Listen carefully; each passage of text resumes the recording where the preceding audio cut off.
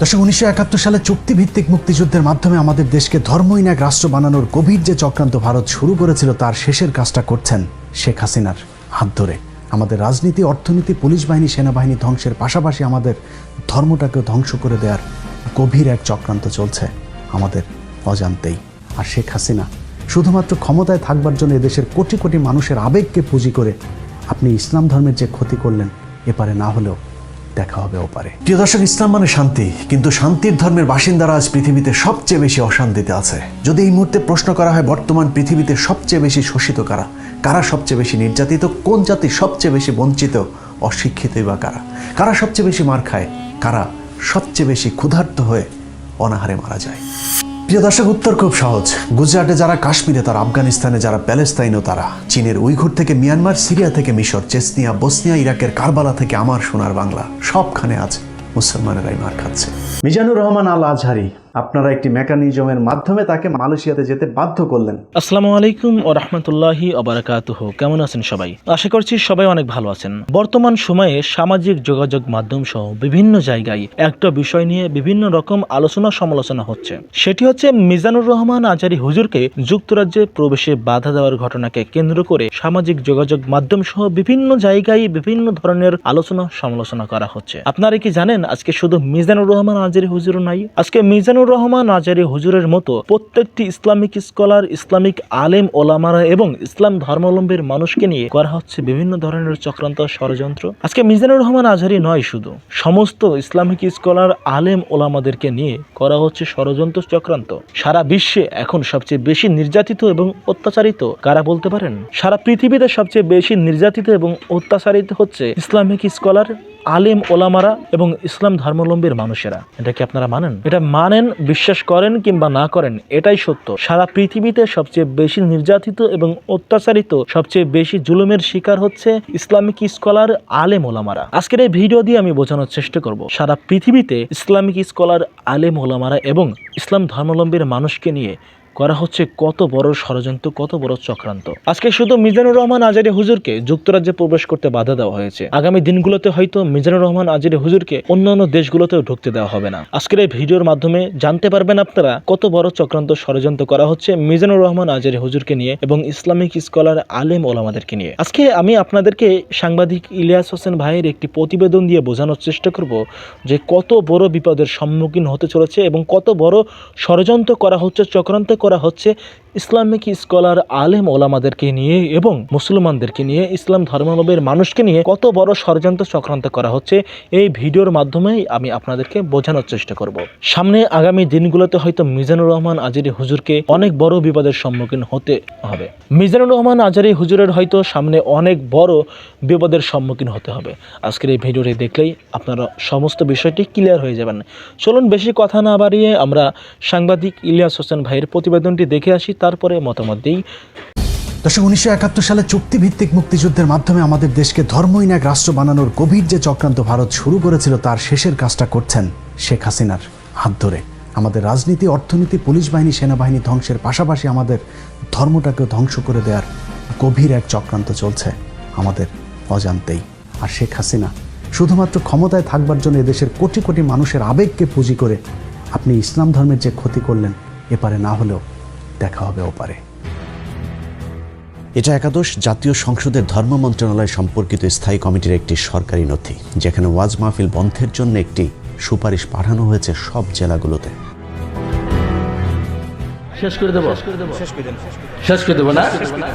সব জেলাতে সুপারিশ পালিত না হলেও যেসব জেলাতে উগ্রপন্থী ভারতীয় দালালেরা প্রশাসনে আছেন, সেখানে ঠিকই বাস্তবায়িত হয়েছে।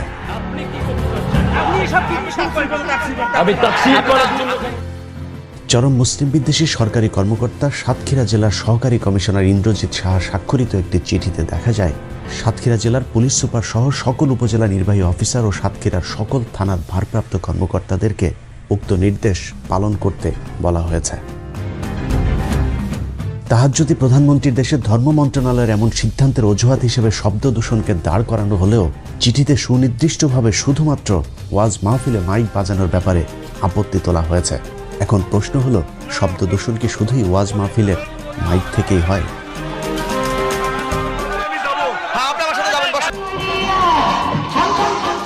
15 আগস্টে বিশিষ্ট মুক্তিযোদ্ধা ও সেনাবাহিনীর সম্মিলিত বিদ্রোহে নিহত শেখ মুজিবের পরিবারের সদস্যদের জন্য দোয়া ও মোনাজাত চলছে। যাই হোক, আওয়ামী লীগের ধর্ম আলাদা, তাদের নবীও আলাদা। যৌক্তিক কারণে তাদের মোনাজাতের ধরনও আলাদা হবে, সেটাই স্বাভাবিক। কিন্তু সমস্যা হলো, এখানেও তো উচ্চ শব্দে মাইক বাজানো হয়েছে, সেটা নিয়ে তো কোনো সমস্যা হয়নি।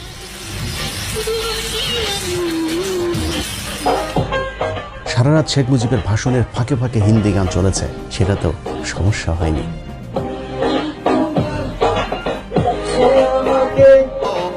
সমস্যা হয়নি বাংলাদেশের ভেতরে ভারতীয় জাতীয় সঙ্গীত বাজানোতেও। যত সমস্যা বেঁধেছে শীতের কয়টা দিন আল্লাহর কোরআনের মাহফিলকে কেন্দ্র করে।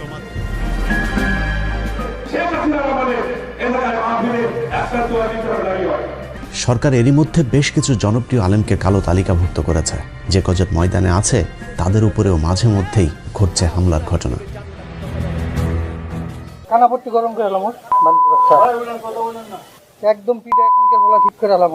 মাঠে ময়দানে কোরআনের আলোচনার পাশাপাশি মসজিদগুলোতেও হামলা শুরু করেছে নব্য ভারতীয় রাজাকার আওয়ামী সন্ত্রাসীরা। কোরআনের আলোচনার ছোট ছোট ঘরোয়া সভাগুলো থেকেও মানুষকে ধরে বলা হচ্ছে নাশকতার ষড়যন্ত্রকারী। মাদ্রাসায় বিক্ষিপ্ত কিছু ঘটনাকে পুঁজি করে মাদ্রাসা শিক্ষা ব্যবস্থা বন্ধের গভীর এক চক্রান্ত শুরু করেছে আওয়ামী ধর্মবিদ্বেষীরা। প্রত্যেক মাদ্রাসায় ছাত্রলীগের কমিটি করে দেন, প্রত্যেক মাদ্রাসায় ছাত্রলীগের কমিটি করে দেন। বাংলাদেশ থেকে ইসলামকে ধ্বংস করে দেওয়ার চক্রান্তের অংশ হিসেবে বাংলাদেশের শিক্ষা ব্যবস্থায় নাস্তিক্যবাদ প্রতিষ্ঠার লক্ষ্যে 2013 সালে প্রফেসর মোহাম্মদ মোস্তফা কামাল উদ্দিনকে সরিয়ে ভারতীয় এজেন্ট নারায়ণচন্দ্র শাহকে জাতীয় শিক্ষাক্রম ও পাঠ্যপুস্তক বোর্ডের চেয়ারম্যান নিযুক্ত করা হয়। আর বোর্ডের সম্পাদনার দায়িত্বে আছেন ডাক্তার সৌমিত্র চক্রবর্তী, তার সাথে আছেন মেড ইন ইন্ডিয়ান মাল জাফর ইকবাল। ভারতীয় 3 দালাল মিলেই বাংলাদেশের শিক্ষার্থীদের চরম কৌশলে মগজ ধুলাই করে ইসলাম বিদ্বেষী বানানোর এজেন্ডা বাস্তবায়ন শুরু করেছে। শিক্ষার নামে কুশিক্ষা দিয়ে কিভাবে শিক্ষার্থীদের মগজ ধুলাই করা হচ্ছে সেটা একটু দেখা যাক। 2014 সাল থেকে নবম দশম শ্রেণীর সাধারণ বিজ্ঞান, জীববিজ্ঞান থেকে শুরু করে একাদশ দ্বাদশ অনার্স পর্যন্ত নতুন একটি অধ্যায় চালু করা হয়েছে, যে অধ্যায়ে ডারউইনের বিবর্তনবাদ শিক্ষা দেওয়া হচ্ছে। এই অধ্যায়ের মূল বিষয় হলো মানুষ একসময় বানর শিম্পাঞ্জি থেকে বনমানুষ হয়ে তারপর সেখান থেকে আধুনিক মানুষে রূপ নিয়েছে। এই আজগুবি কথা আমরা দীর্ঘদিন ধরে শুনে আসলেও এবার কৌশলে সেটাকে বৈজ্ঞানিক সত্য হিসেবে প্রতিষ্ঠিত করবার চেষ্টা চলছে। প্রসঙ্গতই শিক্ষার্থীদের মনে প্রশ্ন আসতে পারে, তাহলে বানর বা শিম্পাঞ্জির মতো মানুষের লেজ কেন নেই? সে বিষয়টি পরিষ্কার করতে বইয়ের 104 নম্বর পৃষ্ঠায় একটি চিত্র এঁকে বোঝানো হয়েছে। বাহ্যিকভাবে মানুষের লেজ না থাকলেও মেরুদণ্ডের শেষ প্রান্তে কক্সিক্স নামক একটি অঙ্গ বা লেজ আছে। জাফর ইকবাল, শাহরিয়ার কবির, মুনতাসির মামুনদের প্যান্ট খুলে চেক করলে হয়তো সেটার অংশবিশেষ পেলে পাওয়াও যেতে পারে। কোমলমতি শিক্ষার্থীদের কত বড় ডাহা মিথ্যা শিক্ষা দেওয়া হচ্ছে তার প্রমাণ বইয়ের 112 নম্বর পৃষ্ঠায়, যেখানে বলা হয়েছে পৃথিবীর সকল বিজ্ঞানীদের নিয়ে নাকি একটি জরিপ করা হয়েছিল। সেই জরিপে বিজ্ঞানীদের প্রশ্ন করা হয়েছিল, পৃথিবীর এই পর্যন্ত যত বৈজ্ঞানিক তত্ত্ব বের হয়েছে তার মধ্যে সর্বশ্রেষ্ঠ তত্ত্ব কোনটি? সব বিজ্ঞানী নাকি বলেছেন সর্বশ্রেষ্ঠ তত্ত্ব ডারউইনের বিবর্তন তত্ত্ব। একই ভৌতিক দাবি কথিত বিজ্ঞান মনস্ক লেখক জাফর ইকবাল নিজেও প্রচার করে চলেছেন। পৃথিবীর সমস্ত সায়েন্টিস্ট মিলে ঠিক করেছেন যে ডারউইনের বিবর্তনের যে থিওরি, সেটা হচ্ছে যে পৃথিবীর সবচেয়ে গুরুত্বপূর্ণ সায়েন্টিফিক থিওরি। ডারউইন যেটা বলেছেন সেটা হচ্ছে গিয়ে বিবর্তনের থ্রু একটা প্রাণী জন্ম নিয়েছে, সেই প্রাণীর একটা ব্রাঞ্চ হয়েছে মানুষ, একটা ব্রাঞ্চ হয়েছে শিম্পাঞ্জি, একটা ব্রাঞ্চ হয়েছে ওরাংউটাং, আর একটা ব্রাঞ্চ হয়েছে গরিলা, বুঝেছো? অলরাইট, এবং তাদের একটা ব্রাঞ্চ হয়েছে বানর। কাজেই বানর এবং মানুষ একই প্রাণী থেকে ইভলভ করেছে, বুঝেছো? বুঝেছো দর্শক, মানুষের আদিপিতা বানর কিনা সেটা বৈজ্ঞানিকভাবে এখনো প্রমাণ হয়নি, কিন্তু জাফর ইকবালের আদিপিতা যদি বানর হয়েও থাকে, তারপরে অনর হয়ে আমি বলবো মহান রাব্বুল আলামিন আমাকে সৃষ্টি করেছেন, আমি আশরাফুল মাখলুকাত। যুক্তরাষ্ট্রের ডালাসে দ্য ইনস্টিটিউট ফর ক্রিয়েশন রিসার্চের বিজ্ঞানীরা ডারউইনবাদের মতবাদকে নাস্তিক তৈরির তত্ত্ব হিসাবে আখ্যা দিয়েছেন। তাদের মতো এটি একটি রাজনৈতিক মতবাদ, যা মানুষকে ধর্মহীন করে যৌনতা, সমকামিতা সহ নানা অপরাধের দিকে ধাবিত করছে। ধর্মের নানান ভালো বিধিনিষেধ আছে, কিন্তু নাস্তিকবাদের মধ্যে সমাজকে ভালো কিছুই দেয়ার নেই। কিন্তু বর্তমান পৃথিবীতে বৈজ্ঞানিকভাবে এগিয়ে থাকা প্রতিটি দেশ ডারউইনের মিথ্যাই বিবর্তনবাদকে তাদের পাঠ্য তালিকা থেকে বাদ দিয়ে দিয়েছে। খোদ মার্কিন যুক্তরাষ্ট্রের ফ্লোরিডা, ইলিয়ন, ক্যানেকটি, মিসিসিপি, ওকাহামা এই 5টি অঙ্গরাজ্যে বিবর্তনবাদকে 2004 সাল থেকে তাদের পাঠ্য বইয়ে নিষিদ্ধ করেছে। আরও 3টি অঙ্গরাজ্যে বিবর্তনবাদের বিরুদ্ধে মামলা আদালতে চলমান। বর্তমান পৃথিবীকে জ্ঞানবিজ্ঞানে নেতৃত্ব দেয় ইহুদিদের দেশ ইসরায়েলে বিবর্তনবাদ সংশোধন করা হয়েছে। বিজ্ঞানে এগিয়ে যাওয়া আরেক দেশ তুরস্কে বিবর্তনবাদ পড়ানো একেবারে নিষিদ্ধ। প্রেসিডেন্ট এরদোয়ান বলেছেন, এসব মিথ্যা তত্ত্ব শিক্ষা দেওয়ার পরিবর্তে আমাদের শিশুদের প্রয়োজনীয় বিজ্ঞান শিক্ষা দেওয়া উচিত। দক্ষিণ কোরিয়া সেদেশে বিবর্তনবাদ সিদ্ধান্তের চূড়ান্ত অনুমোদন উপস্থাপন করেছেন। রোমানিয়া 2006 সাল থেকে রাষ্ট্রীয়ভাবে সেদেশে বিবর্তনবাদ পড়ানো নিষিদ্ধ ঘোষণা করেছে। এছাড়াও সৌদি আরবেও বিবর্তনবাদ শিক্ষা দেয়া নিষিদ্ধ। নারায়ণচন্দ্র সাহা, জাফর ইকবালদের আদি পিতার দেশ ভারতে বিবর্তনবাদ শিক্ষা বাতিলের দাবি করেছে সেদেশের বর্তমান জুনিয়র শিক্ষামন্ত্রী সত্যপাল। এনডিটিভির বরাত দিয়ে সমকাল পত্রিকা 2018 সালের 22 জানুয়ারি একটি খবর ছেপেছে। সেই খবরে প্রকৃতি বিজ্ঞানী চার্লস রবার্ট ডারউইনের বিবর্তনবাদ তত্ত্ব বৈজ্ঞানিকভাবে ভুল দাবি করেছেন সত্যপাল সিং। তাই স্কুল কলেজের টেক্সট বুক থেকে সেই সূত্রটি সরানো প্রয়োজন বলে মন্তব্য করেছেন এই প্রভাবশালী মন্ত্রী। আমাদের স্কুল কলেজের টেক্সট বুক থেকে এই সূত্রটি সরানো প্রয়োজন মন্তব্য করে তিনি আরও বলেন, আমাদের পূর্বপুরুষেরা কোথাও উল্লেখ করেননি যে তারা একটি বন্য মানুষকে মনুষ্য সন্তানে রূপান্তর হতে দেখেছে। দর্শক, বিজ্ঞানের নামে মিথ্যা তথ্য দিয়ে যে অসত্য তথ্য আমাদের শিশুদেরকে শেখানো হচ্ছে, তাদের দেখানো পথে যদি ভবিষ্যৎ প্রজন্ম চলতে থাকে, তাহলে বলতেই হয় আগামী 10 বছরের মধ্যে এদেশের ধর্মের প্রতি বিশ্বাস করা মানুষ খুঁজে পাওয়া অবিশ্বাস্য হয়ে যাবে। প্রিয় দর্শক, এসব থেকে বাঁচার জন্য আমাদের সকলের সম্মিলিত প্রচেষ্টা প্রয়োজন। আমি আমার জায়গা থেকে বিবর্তনবাদের মাধ্যমে কিভাবে মানুষকে নাস্তিকতার দিকে ঠেলে দেওয়া হচ্ছে সেটা বোঝানোর চেষ্টা করেছে। কতটুকু পারলাম জানি না, যদি পেরেও থাকি তারপরেও আমার মতো ক্ষুদ্র একজন মানুষের 15 মিনিটের বৈজ্ঞানিক অনুসন্ধান এদেশের পাঠ্যপুস্তক থেকে বিবর্তনবাদের পরিবর্তন করতে পারবে না। তারপরেও কেন কথা বলি জানেন? হাজার দুঃস্বপ্নের মাঝে স্বপ্ন দেখিয়ে দেশের অচেতন মানুষগুলো একটু যদি সচেতন হয়। আর শেখ হাসিনা শুধুমাত্র ক্ষমতায় থাকবার জন্য এদেশের কোটি কোটি মানুষের আবেগকে পুঁজি করে আপনি ইসলাম ধর্মের যে ক্ষতি করলেন, এপারে না হলেও দেখা হবে ওপারে।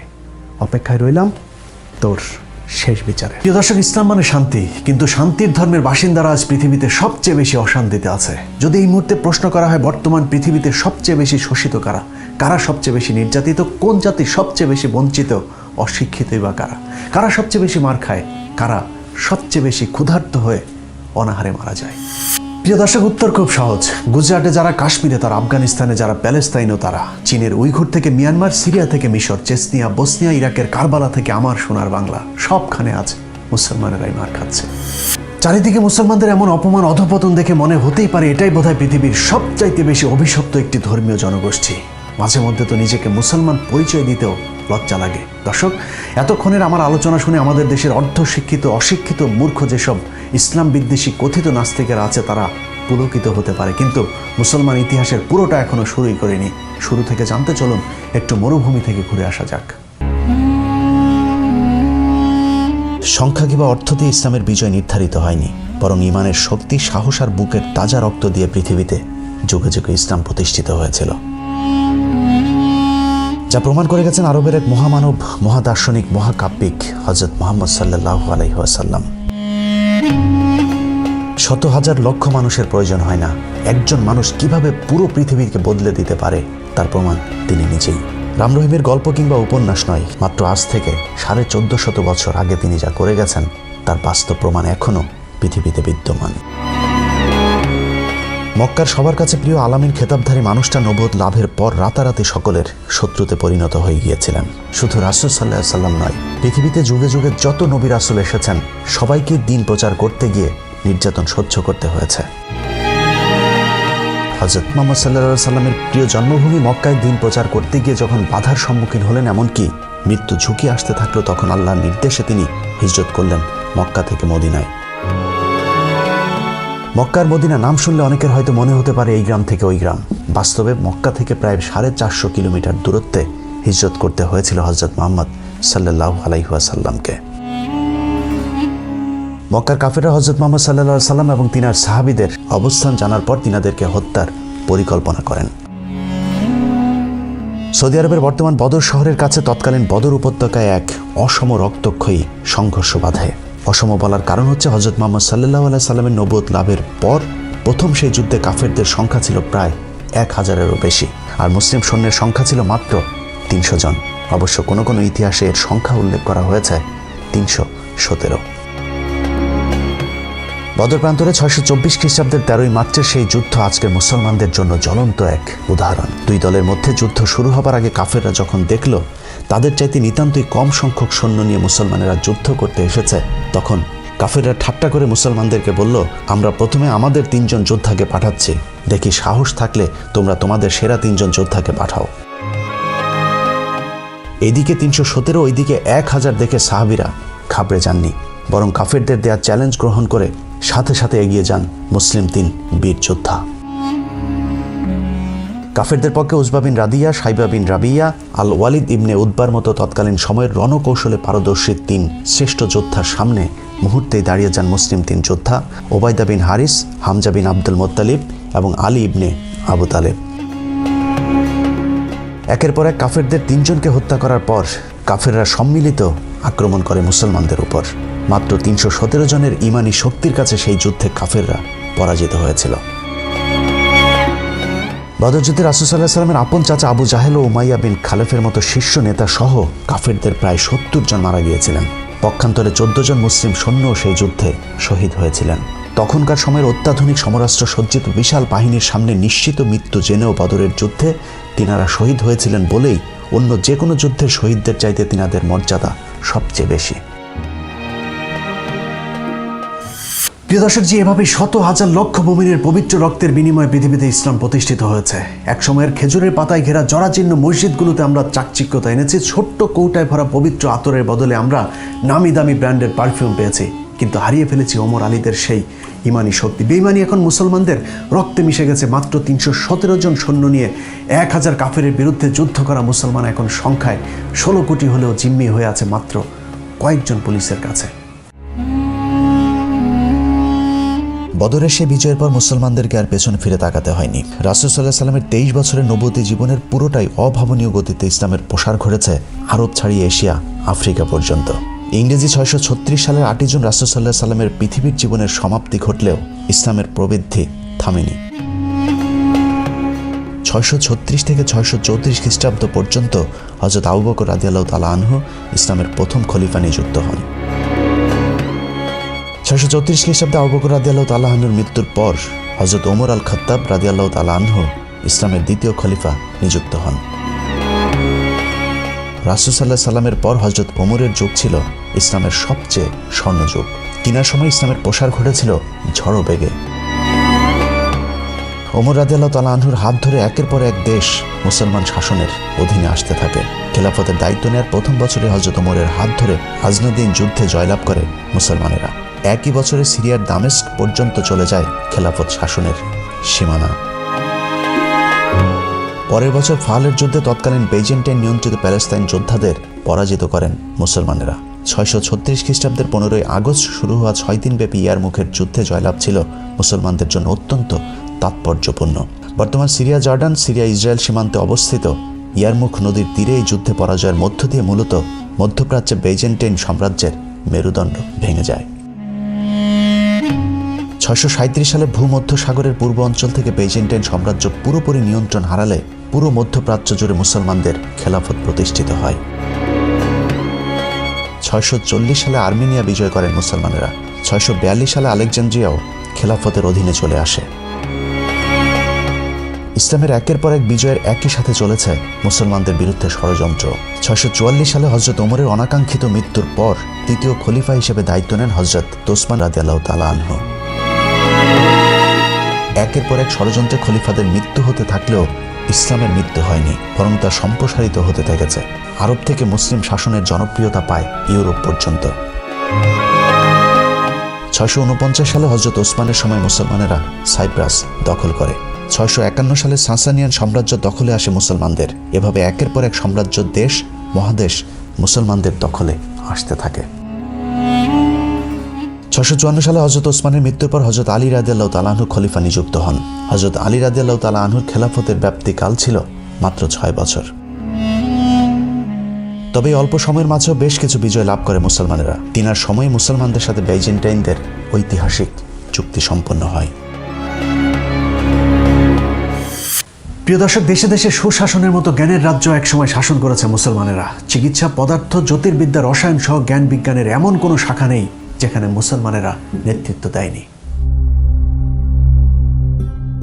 ইংরেজি 632 থেকে 1200-1300 সাল পর্যন্ত মুসলমানদের ইতিহাস, আর 1900-2021 সালের ইতিহাস পুরোই উল্টো। ইহুদি খ্রিস্টানেরা যখন মহাশূন্য জয় করছে, মুসলমানেরা তখন ফতোয়া দিচ্ছে টেলিভিশন দেখা হারাম। ওয়াজ মাহফিলগুলোর একটা বড় অংশ জুড়ে থাকে মেয়েদেরকে পর্দায় রাখার আলোচনা।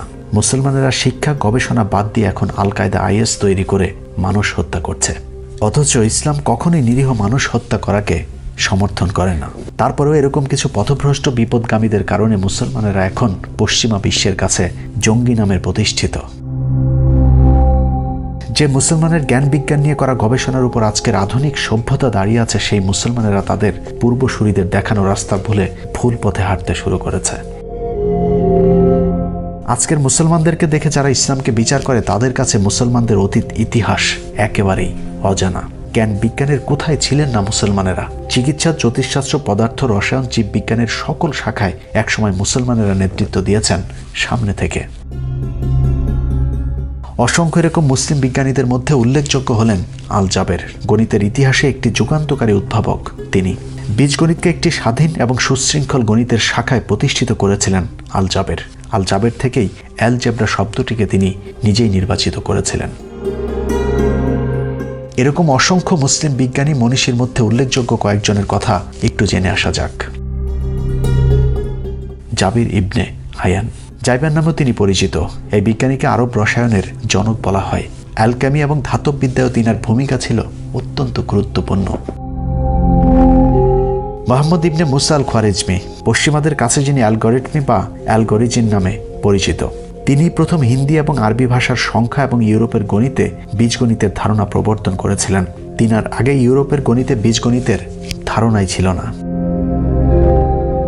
ইবনে ইসাক আল কিন্দি, আল কিন্দুস বা আল ক্যান্ডাস নামেও পরিচিত তিনি আরব দার্শনিক এবং বিজ্ঞানী যিনাকে মুসলিম দার্শনিকদের মধ্যে প্রথম সারির একজন হিসেবে বিবেচনা করা হয়। থাবিত ইবনে কুররা, পশ্চিমাদের কাছে যিনি থিবিট নামে পরিচিত। তিনি আরব গণিতবিদ, চিকিৎসক এবং জ্যোতির্বিদ, যিনি টলেমিক সিস্টেমের প্রথম সংস্কারক এবং স্ট্যাটিক্সের প্রতিষ্ঠাতাও ছিলেন এই মুসলিম বিজ্ঞানী। আল ব্যাটেনি, আল ব্যাটেনিয়াস নামেও তিনি পরিচিত। আল ব্যাটেনি আরব গণিতবিদ, বিজ্ঞানী এবং জ্যোতির্বিদ, যিনি বছর ও বিভিন্ন ঋতুর নির্ধারণী বিদ্যমান মানগুলোকে প্রতিষ্ঠা করেছিলেন। আবু বকর আল রাজি, রাহেজ নামেও তিনি বহুল পরিচিত। পার্সিয়ান এই অ্যালকেমিস্ট এবং দার্শনিক ইতিহাসের অন্যতম সেরা চিকিৎসকদের মধ্যেও একজন ছিলেন। আবু নাসর আল ফারাবি, আল ফারাবিয়াস নামেও তিনি পরিচিত। মধ্যযুগের অন্যতম প্রধান চিন্তাবিদ, দার্শনিক এবং বিজ্ঞানীদের মধ্যে আল ফারাবি একজন। ইবনে আল হাইথাম, আল হাজান নামেও তিনি পরিচিত। আরবের এই জ্যোতির্বিদ এবং গণিতবিদ অপটিক্সের নীতি এবং বৈজ্ঞানিক পরীক্ষাগুলোর ব্যবহারে গুরুত্বপূর্ণ অবদান রেখেছিলেন। ইবনে সিনা, অ্যাভিসিনা নামেও তিনি পরিচিত। মুসলিম চিকিৎসকদের মধ্যে অন্যতম একজন বিজ্ঞানী। পার্সিয়ান এই দার্শনিক এবং বিজ্ঞানী চিকিৎসা শাস্ত্রের জন্য বিশেষভাবে বিখ্যাত। বিশেষ করে আজকের আধুনিক চিকিৎসা শাস্ত্রে ইবনে সিনার অবদান অপরিসীম। ওমর খাইয়াম, পার্সিয়ান গণিতবিদ, জ্যোতির্বিদ এবং কবি। বৈজ্ঞানিক কৃতিত্ব এবং রুবায়াতের জন্য তিনি বিখ্যাত হয়ে আছেন। ইবনে জোহর বা অ্যাভেনজোয়ার নামেও পরিচিত তিনি। আরবের চিকিৎসক এবং সার্জন। তার প্রভাবশালী বই আল তাইসির ফিল মুদাওয়াত ওয়াল তাদবির থেরাপিউটিক্স এবং ডায়েট সম্পর্কিত প্রথম লেখা বই। ইবনে রুশদ বা অ্যাভারোয়েস নামেও পরিচিত। আরবের এই দার্শনিক এবং পণ্ডিত যিনি অ্যারিস্টটলের বেশিরভাগ রচনা এবং প্লাটোর প্রজাতন্ত্রের একাধিক সংক্ষিপ্ত সার এবং ভাষ্য তৈরি করেছিলেন। ইবনে বাতুতা। ইবনে বাতুতা বা শামস আদ-দিন নামে পরিচিত মুসলিম এই বিজ্ঞানী। ইতিহাসের অন্যতম বিখ্যাত ভ্রমণ সম্পর্কিত বই রিহলাহ লিখেছিলেন ইবনে বাতুতা। ইবনে খালদুন আরবের বিখ্যাত ইতিহাসবিদ ইতিহাসের প্রথম দিককার নন লিগ্রেজিয়াস দর্শনগুলোর মধ্যে একটি বিকাশ করেছিলেন। আধুনিক ইতিহাস, সমাজবিজ্ঞান এবং অর্থনীতির অন্যতম অগ্রণী আবিষ্কারক হিসাবে তিনি বিবেচিত। ইবনে আল বাইতার মধ্যযুগে ইসলামিক চিকিৎসকরা যে পদ্ধতিগুলি আবিষ্কার করেছিলেন তিনি তাদেরই মধ্যে অন্যতম একজন। এরকম অসংখ্য মুসলমান বিজ্ঞানীদের গবেষণার উপর আজকের আধুনিক সভ্যতা দাঁড়িয়ে আছে, কিন্তু শুধুমাত্র মুসলমান হবার কারণেই তাদের নাম নিশানা পর্যন্ত মুছে ফেলার চেষ্টা করা হচ্ছে। ঠিক যেভাবে আদম থেকে অ্যাডাম, ইব্রাহিম থেকে আব্রাহাম হয়েছে। লম্বা একটা সময় ধরে মুসলমানেরা জ্ঞান বিজ্ঞান থেকে দূরে থাকার কারণে আমরা তাদের নাম পর্যন্ত ভুলে যেতে বসেছে। মাঝে মধ্যে ইসলাম বিদ্বেষী নাস্তিকদের কাছে শুনতে হয় মুসলমানেরা অশিক্ষিত বর্বর একটি জাতি। বর্তমান পৃথিবীর মুসলমানদের সবচেয়ে বড় শত্রু পাশের দেশ ভারত, যাদের অর্ধেক মানুষের স্যানিটাইজেশন সুবিধা নেই, অথচ শুধুমাত্র পারমাণবিক ক্ষমতার কারণে বিশ্বের দ্বিতীয় পরাশক্তি চীনের সাথে লড়াই করার সাহস দেখাচ্ছে এই ভারত। হাস্যকর বিষয় হলো যে পারমাণবিক শক্তির দাপটে ভারত চীন এবং পাকিস্তানের সাথে যুদ্ধ করার সাহস দেখায় সেই পারমাণবিক শক্তি অর্জনের একচ্ছত্র কৃতিত্ব একজন মুসলমানের, যার নাম এপিজে আবুল কালাম আজাদ। প্রিয় দর্শক, আজ আর সেদিন নেই। মুসলমানেরা আজ পৃথিবীর সবচাইতে পিছিয়ে পড়া জাতি। ইসলামী আদর্শ আর জ্ঞান বিজ্ঞানের বাইরে গিয়ে মুসলমান নেতারা আজ নারী, গাড়ি, বাড়ি নিয়ে পাড়ি দিয়েছে অজানা এক গন্তব্যের দিকে। একসময়ের জ্ঞান বিজ্ঞানের নেতৃত্ব দেওয়া মুসলমানেরা এখনও তরবারি দিয়ে পৃথিবী জয়ের ইতিহাস নিয়েই আত্মতুষ্টিতে ভুগছেন, কিন্তু এতদিনে পৃথিবী যে কোথায় চলে গিয়েছে তার কি কোনো খবর আছে? তরবারি দিয়ে জেহাদ করার দিন শেষ, এখন পৃথিবী চলে বুদ্ধির জোরে। প্রযুক্তির জোরে ছোট্ট একটি ইহুদি রাষ্ট্র পুরো আরবের মুসলমানদেরকে শাসন করে চলেছে। অন্যদিকে তেল আর স্বর্ণ বিক্রি করে খাওয়া আরবরা এখন পৃথিবীর সবচেয়ে অলস আর মূর্খ জাতি। উপমহাদেশের মুসলমানদের অবস্থাও একই রকম। ব্রিটিশরা ভারত উপমহাদেশে আসার পর হিন্দুরা যখন ইংরেজি শিখে অফিস আদালতগুলোতে চাকরি শুরু করলো, তখন মুসলমানদের ধর্মীয় নেতারা ফতোয়া দেওয়া শুরু করলো ইংরেজি শিখলে নাকি মুসলমানেরা সব কাফের হয়ে যাবে। সেখান থেকে আমাদের অধঃপতন শুরু। মোল্লারা শেষ পর্যন্ত মাদ্রাসার শিক্ষা ব্যবস্থা পেয়েছে, কিন্তু সেই সব শিক্ষা ব্যবস্থা আধুনিক শিক্ষা থেকে অনেক দূর পিছিয়ে। ঘরের মধ্যে টিভি ঢুকাইছেন, টিভি দেখা হালাল না হারাম? মাত্র কিছুদিন আগে টেলিভিশন দেখা ফতোয়া দেয়া মোল্লারা এখন টেলিভিশনের নিয়মিত অতিথি। ইস্তেমার মাঠে ক্যামেরা ঢুকতে না দেয়া তবলিগের লোকেরা এখন সাংবাদিক ডেকে সংবাদ সম্মেলনও ঘটছে। নির্বাচনে অংশ নেয় জামাতকে কাফের ফতোয়া দেয়া পীর সাহেবেরাও এখন হাত পাখা মার্কায় নির্বাচনে প্রতিদ্বন্দ্বিতা করছেন। আমেরিকার বিরুদ্ধে সোশ্যাল মিডিয়াতে জেহাদ করা মৌলভীরা হয়তো জানেনই না ফেসবুক, ইউটিউবে সবকিছুরই নিয়ন্ত্রক আমেরিকা। সুতরাং জেহাদের চিন্তা বাদ দিয়ে মুসলমানদের উচিত নিজেদেরকে আগে সংশোধন করা। বাংলাদেশের মতো 85% মুসলমান অধ্যুষিত একটি দেশ, যে দেশের সংবিধানের প্রস্তাবনায় বিসমিল্লাহির রহমানুর রাহিম লেখা আছে। খাতা কলমে রাষ্ট্রধর্ম ইসলামও, কিন্তু মুসলিম এই দেশে আজ মানুষকে নামাজ পড়তেও বাধা দেওয়া হয়, অথচ আমেরিকার এমন একটি মসজিদও নেই যেখানে তারাবির নামাজ বন্ধ করা হয়েছিল। অতএব মুসলমানদের শত্রু এখন আমেরিকা না, বরং মুসলমানেরা এখন মুসলমানদের সবচেয়ে বড় শত্রু। আমরা যারা মসজিদে আকসাতে ইসরায়েলি বাহিনীর হামলার বিরুদ্ধে কথা বলছি, তারা হয়তো ভুলেই গিয়েছি মাত্র কয়েকদিন আগে বাইতুল মোকাররমের ঠিক একই কায়দায় হামলা করেছিল আওয়ামী লীগের সন্ত্রাসী বাহিনীরা, অথচ তারাও তো নামে মুসলমান।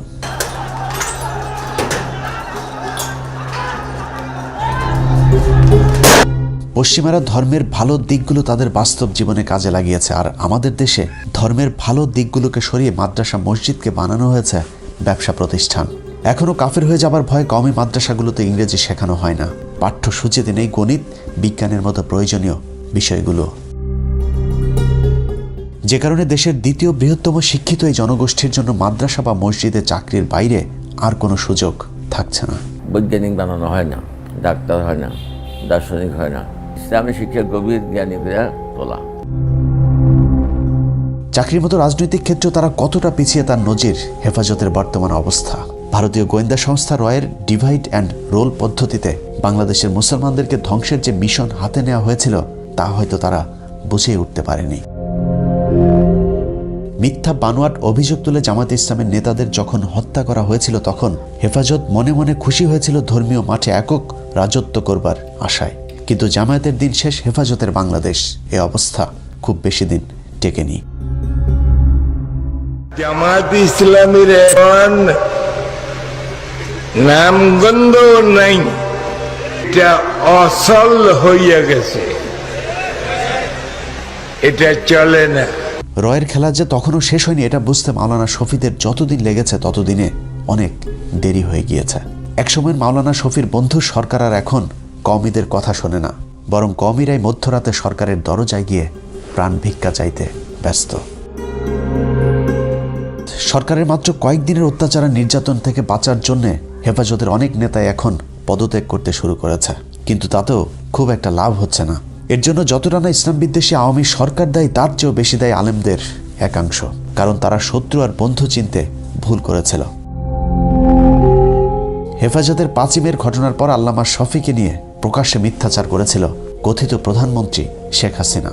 এছাড়া তাকে নিয়ে কুরুচিপূর্ণ বক্তব্য দিয়েছিল মাদার অফ মাফিয়া। সেই সময়টাই ছিল বাংলাদেশে ইসলামী দলগুলোর জন্য টার্নিং পয়েন্ট। হেফাজতের কয়েকশো এতিম অসহায় শহীদের বিচার তো দূরের কথা, এখন পর্যন্ত আনুষ্ঠানিকভাবে সেই রাতে শহীদদের পূর্ণ সংখ্যাও প্রকাশ করেনি হেফাজত। উল্টো ফরিদউদ্দিন মাসুদের মধ্যস্থতায় শেখ হাসিনার কাছে মাত্র 15 কোটি টাকায় বিক্রি হয় শফিপুত্র আনাস মাদানী, মুফতি ফায়জুল্লাহ সহ হেফাজতের প্রভাবশালী কয়েকজন নেতা। বাবুনগরী কাশেমী সহ কয়েকজন নেতা অনড় থাকলেও তাতে লাভ হয়নি। বাবুনগরী পন্থীদের বাদ দিয়ে কওমি সনদের নামে 5ই মের শহীদদের সাথে চরম বেইমানি করে খুনি হাসিনার সাথে হাত মেলায় শফি। তারপর থেকে কওমিপন্থী আলেমরা সরকারকে নিজেদের লোক ভাবতে শুরু করে, যে কারণেই নিয়মিত সরকারের গোয়েন্দা সংস্থাগুলোর সাথে যোগাযোগ রেখে ব্যালেন্স করার চেষ্টা করেছে তারা। এই মূর্তি সংস্কৃতিকে রুখে দেওয়ার জন্য গোটা বাংলাদেশ ব্যাপী তাওহীদি জনতা আবার শাপলা চত্বরে যাবে। কওমি আলেমদের বক্তব্যগুলো কখনো খুব গরম হয়েছে, আবার কখনো নরম। আমরা ডাক দেব বঙ্গবন্ধুর কন্যা শেখ হাসিনাকে ঘুম থেকে জাগ্রত করবার ডাক। মামুনুল হকেরা নরম থেকে গরম হলেও ভারতীয় ভ্যারিয়েন্ট হাসিনা সুযোগের অপেক্ষায় ছিলেন। অন্যদিকে মামুনুল হকের বিশ্বাস ছিল সরকার তো তাদেরই লোক, যে কারণে দেশের চরম মুহূর্তেও জনৈক নারীকে নিয়ে রিসোর্টে যেতেও সাহস পেয়েছেন। ভেতরে ভেতরে সরকারের জালে যে তারা বন্দী হয়েছে সেটা হয়তো তারা নিজেরাই জানত না। মামুনুল হকের দ্বিতীয় স্ত্রী কিংবা অবৈধ এক নারীর সাথে রিসোর্টে সময় কাটানোকে কেন্দ্র করে সংসদে পর্যন্ত আলোচনা হয়েছে। যত অপবিত্র কাজ করে আজকে ধরা পড়ে সোনার গায়ে একটা রিসোর্টে, এখন সেটা ঢাকার জন্য নানা রকমের চেষ্টা। পার্লারে কাজ করে এক মহিলা।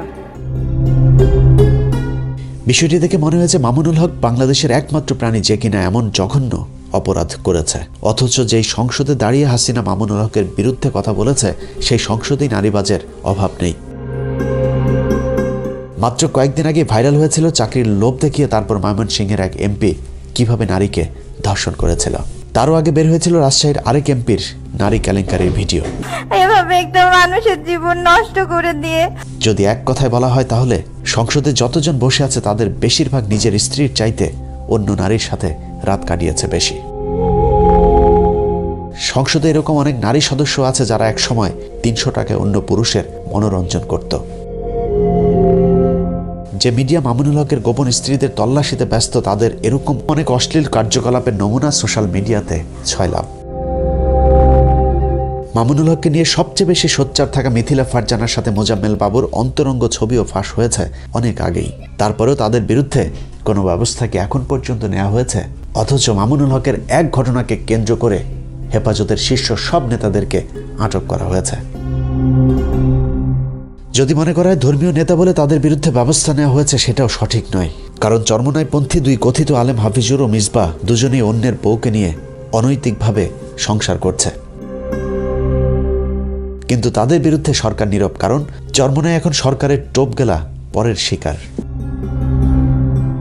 চরমনাইরা মনে করছে গোয়েন্দা সংস্থাগুলো তাদের আগামী নির্বাচনে প্রধান বিরোধী দল বানাবে, কিন্তু তাদের মনে রাখা উচিত মামুনুল হকের ঘটনা একটি উপলক্ষ মাত্র। বাংলাদেশকে ধর্মহীন রাষ্ট্র বানানোর পরিকল্পনা হাসিনা অনেক আগেই হাতে নিয়েছে। সেখানে চরমনাইয়েরও জায়গা হবে না, আজ হোক বা কাল। কারণটা মনে রাখতে হবে, হানাফি, শাফি, আহলে হাদিস, আহলে সুন্নাত নয়, ভারতের টার্গেট বাংলাদেশের মুসলমান। এক এক করে আমরা সবাই মার খাচ্ছি, কিন্তু একসাথে রুখে দাঁড়ানোর জ্ঞান কিংবা সাহস কোনোটাই আমাদের নেই, যে কারণে সামনের দিনগুলো বাংলাদেশের মুসলমানদের জন্য আরো বেশি ভয়ঙ্কর হয়ে উঠতে পারে। প্রিয় দর্শক, কেন এমন হলো? কেন মুসলমান মার খায়? কেন মুসলমান না খেয়ে মারা যায়? মাত্র 317 জন দিয়ে পৃথিবী জয় করা মুসলমানের সংখ্যা এখন 250 কোটি, যা পৃথিবীর দ্বিতীয় বৃহত্তম ধর্মীয় জনগোষ্ঠী। সংখ্যায় বেড়েছে কিন্তু হারিয়েছি সাহস। এক মুসলমান আজ আরেক মুসলমানের বিপদে বুক পেতে দিতে ভয় পায়, সুখ পায় অন্য মুসলমানের অসুখে। মুসলমানেরা আজ পৃথিবীতে সবচাইতে মুসলমানদের বড় শত্রু। নিজেদের এমন করুণ অধপতনের জন্য আমরা নিজেরাই দায়ী। কারণ সুন্নাত মানে আমরা এখন শুধু 4 বিয়ে করাকেই বুঝি, কিন্তু ইসলাম প্রতিষ্ঠার জন্য নিজের দাঁত ভাঙাও যে একটা সুন্নাত, সেটা আমরা ভুলে গিয়েছি। ইসলামের জন্য নিজেদের জীবন বিলিয়ে দিতে। আল্লাহর ঘর মসজিদ তৈরি করবার জন্য আমরা এখন ভিক্ষা করে টাকা তুলি, কুরবানির পশুর চামড়া তুলি আমাদের সন্তানদেরকে ইলমের দিন শিক্ষা দেবার জন্য। কিন্তু কখনো কি চিন্তা করেছেন, যেই দেশে শত শত হাজার হাজার প্রতিষ্ঠান সরকারের টাকায় চলতে পারে, সেই দেশে কেন মসজিদ মাদ্রাসা ভিক্ষা করে তারপর চলতে হবে? ভিক্ষা করে পৃথিবীতে ইসলাম প্রতিষ্ঠিত হয়নি। ভিক্ষা করে হয়তো কোনো রকম বেঁচে থাকা যায়, কিন্তু নিজের পূর্ণ অধিকার প্রতিষ্ঠায় লড়াই করতে হয়। তার জন্য প্রয়োজন ঐক্য। কে কোথায় হাত বাঁধে, কে বিশ্বাস করে কোন মাযহাবে, কে হেফাজতি, কে জামাতি, এসব নিয়ে তর্ক করার সময় এটা না। 16 কোটি মুসলমানের দেশে রমজান মাসে বন্ধ হয়ে যাওয়া মসজিদ মাদ্রাসা যদি খুলতে হয়, তাহলে তালা ঝুলাতে হবে অত্যাচারী শাসকের হাতে। বর্তমান শ্বাসরুদ্ধকর পরিস্থিতি থেকে হতাশ হবার কিছু নাই। মুসলমান হয়ে জন্মেছে আর আমরা তো জন্মগতভাবেই সৌভাগ্যবান। ভারতীয় দালাল নব্য ফেরাউন হাসিনার বিরুদ্ধে এই যুদ্ধে সাময়িক পরাজিত মনে হতে পারে, কিন্তু শেষ হাসি তো আমাদেরই। কারণ আল্লাহ কোরআনে কথা দিয়েছেন, নিরাশ হও না, যদি তুমি মুমিন হও, বিজয় সুনিশ্চিত। আল্লাহ হাফেজ। সম্মানিত দর্শক শ্রোতা মণ্ডলী, ইলিয়াস হোসেন ভাইয়ের প্রতিবেদনটি দেখলেন। আশা করছি সমস্ত বিষয়টি বুঝতে পেরেছেন। আসলে কি বলবো, বর্তমান সময়ে বাংলাদেশ সহ সারা পৃথিবীতে সবচেয়ে বেশি নির্যাতিত এবং অত্যাচারিত হচ্ছে মুসলমানরা, ইসলামিক স্কলার, আলিম ওলামারা, ইসলাম ধর্মাবলম্বীর মানুষেরা। আজকে বাংলাদেশ সহ সারা বিশ্বে সবচেয়ে বড় ষড়যন্ত্র চক্রান্তের শিকার হচ্ছে ইসলামিক স্কলার, আলিম ওলামারা, ইসলাম ধর্মের মানুষেরা। আজকে মুসলমানদের উপরে যত অত্যাচার, নির্যাতন, জুলুম করা হচ্ছে, অন্য কোনো ধর্মের মানুষের উপরে এত জুলুম, অত্যাচার, নির্যাতন কখনোই করা হয়নি। আজকে সবচেয়ে বিপদের সম্মুখে হচ্ছে ইসলাম ধর্মাবলম্বীর মানুষেরা। আজকে মিজানুর রহমান আজহারী হুজুরকে যুক্তরাজ্যে প্রবেশে বাধা দেওয়া হয়েছে। শুধু মিজানুর রহমান আজহারী হুজুর নয়, আজহারী হুজুরের মতো আরও অনেকেরই হয়তো এরকম পরিণতি হতে পারে সামনে। ইলিয়াস হোসেন ভাইয়ের প্রতিবেদন আসলেই 100 ভাগ মিলে যাচ্ছে দিনের পর দিন। ইলিয়াস হোসেন ভাইয়ের এই প্রতিবেদনটি যেহেতু পূর্বের, তারপরেও বর্তমান প্রেক্ষাপটে একদম 100 ভাগ মিলে যাচ্ছে। বর্তমান সময়ে যেরকম পরিস্থিতি, যেরকম অত্যাচার, জুলুম করা হচ্ছে ইসলাম ধর্মাবলম্বীর মানুষকে নিয়ে, সব বিষয় নিয়েই কিন্তু ইলিয়াস হোসেন ভাইয়ের এই প্রতিবেদনের সাথে 100 ভাগ মিলে যাচ্ছে। সবচেয়ে বেশি নির্যাতিত, অত্যাচারিত ইসলাম ধর্মাবলম্বীর মানুষেরাই। আসলে কী বলবো, বাকরুদ্ধ হয়ে গেছি, বলার মতো কোনো ভাষা নেই। যতই বলি ততই কম হয়ে যায়। আল্লাহ, তুমি এই জালিমদেরকে হেদায়েত দান করো। জালিমদের হাত থেকে ইসলামিক স্কলার, আলেম ওলামাদেরকে এবং ইসলাম ধর্মাবলম্বীর সকল ভাইদেরকে হেফাজত করো। আল্লাহ ছাড় দেন, কিন্তু ছেড়ে দেন না। আজকে যারা ইসলামিক স্কলারদেরকে নিয়ে এবং আলেম ওলামাদেরকে নিয়ে, ইসলাম ধর্মাবলম্বীর মানুষদেরকে নিয়ে ষড়যন্ত্র কিংবা চক্রান্ত করছে, আল্লাহ কখনোই তাদেরকে ছেড়ে দেবে না। আল্লাহ ছাড় দেন, কিন্তু ছেড়ে দেয় না। একদিন না একদিন এদের অবশ্যই বিচার করবেন মহান আল্লাহ পাক রব্বুল আলামিন। অবশ্যই এদের কঠিন শাস্তি প্রদান করবেন। আজকে আপনারা জানেন, মিজানুর রহমান আজহারী হুজুরকে যুক্তরাজ্যে বাধা দেওয়ার ঘটনাকে কেন্দ্র করে একজন ব্যক্তির নাম সামনে এসেছে। একজন ব্যক্তিকে হয়তো আপনারা সকলেই চিনে গেছেন, সেটি হচ্ছে নাস্তিক মোফাজ্জল ইসলাম। মিজানুর রহমান আজহারী হুজুরকে বাধা দেওয়ার ঘটনায় সবচেয়ে বেশি ষড়যন্ত্র চক্রান্ত যেই ব্যক্তি বা যে করেছে, সে হচ্ছে নাস্তিক মোফাজ্জল ইসলাম। এই নাস্তিক মোফাজ্জল ইসলামের মতো মানুষদের কারণেই আজকে ইসলাম বিরোধী মানুষরা সবচেয়ে বেশি সাহস পেয়ে যাচ্ছে। ইসলাম নিয়ে সবচেয়ে বেশি ষড়যন্ত্র চক্রান্ত করার সাহস পেয়ে যাচ্ছে অন্য ধর্মাবলম্বীর কুচক্রী মহলরা।